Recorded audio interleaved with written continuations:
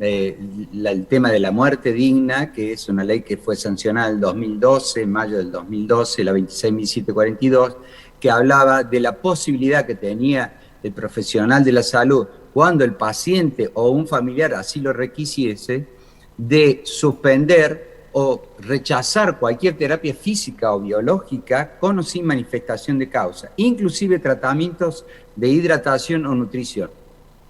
Vale decir que el paciente que estuviese en una enfermedad terminal o con un dolor insoportable, insufrible, con un pronóstico ominoso y con un sufrimiento ya sea físico o psíquico insoportables, a pedido del paciente, porque el paciente lo hubiera dejado escrito, o a pedido de los familiares, si el paciente no lo hubiera dejado escrito, se podía suspender todo este tipo de tratamientos.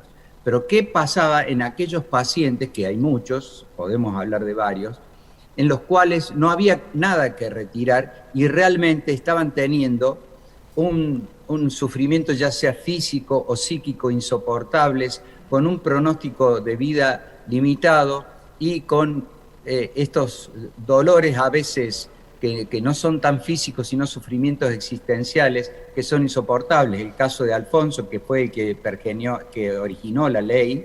Alfonso era un paciente con ELA de 36 años. ELA es una enfermedad neurodegenerativa que te va pasando todos los músculos del cuerpo hasta quedar totalmente paralítico. Alfonso, cuando nosotros lo conocimos, podía mover solamente las pestañas y tenía una gastrostomía. Lo que más extrañaba a Alfonso era hacer el amor, jugar al fútbol y poder comer.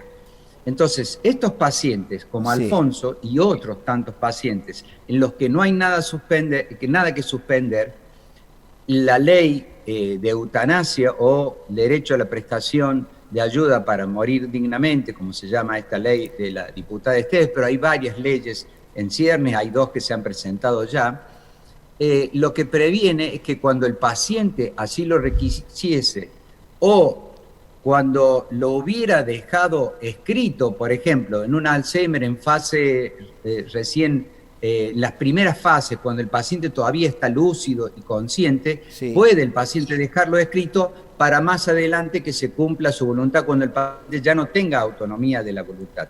Bueno, en este tipo de pacientes está el médico de cabecera. Este médico de cabecera evalúa que estén todos estos requisitos, lo deriva a un médico consultor que debe ser de la misma especialidad de este médico de cabecera, después emite un informe este segundo médico y luego se pasa a una consejería. ¿Qué es esta consejería? Es un equipo transdisciplinario que está formado por paliativistas, por bioeticistas, por terapistas, etcétera, etcétera. Un equipo transdisciplinario que se asegura que José o Pecas o Carlos hubieran tenido el acceso a toda la medicina posible, a la medicina paliativa, a todos los cuidados de la salud psíquica. Por ejemplo, un paciente que esté con una depresión aguda y que puede ser subsanada con una psicoterapia de apoyo o con tratamientos con drogas, esos pacientes no entran en esta ley de eutanasia.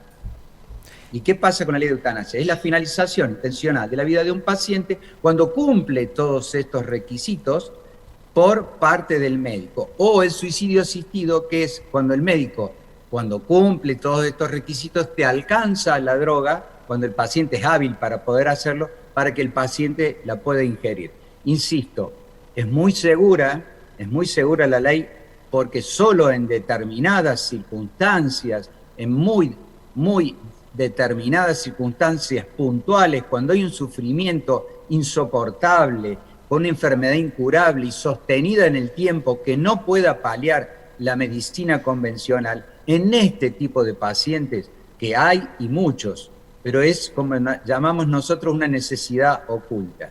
¿Usted se acuerda, José, cuando en 1985 salieron todas las ambulancias de ECO y acá no teníamos ambulancias de atención prehospitalaria? Nosotros antes del 85, la gente se moría en la calle por ahí, o venía alguien, lo subía a su auto y lo trasladaba al hospital. No venía una ambulancia de terapia intensiva y lo atendía en el lugar y realmente le salvaba la vida. Antes de esa fecha, esa necesidad oculta, nadie se había dado cuenta de que hacía falta una unidad móvil que fuera al lugar del hecho. Esto es igual. Aquí hay muchos pedidos de eutanasia que a veces son formalizados en forma clandestina, o a veces el paciente, lo que es peor, muere en una forma indigna, inhumana. Porque uno de los fines de la medicina, ya lo decía Callahan, ese gran bioeticista norteamericano que falleció hace un tiempo, uno de los fines de la medicina es velar por una muerte en paz. Así como tenemos derecho a una vida digna, parte de esa vida, que es el final de la vida, también tenemos derecho a morir con dignidad, como todos quisiéramos morir dignamente.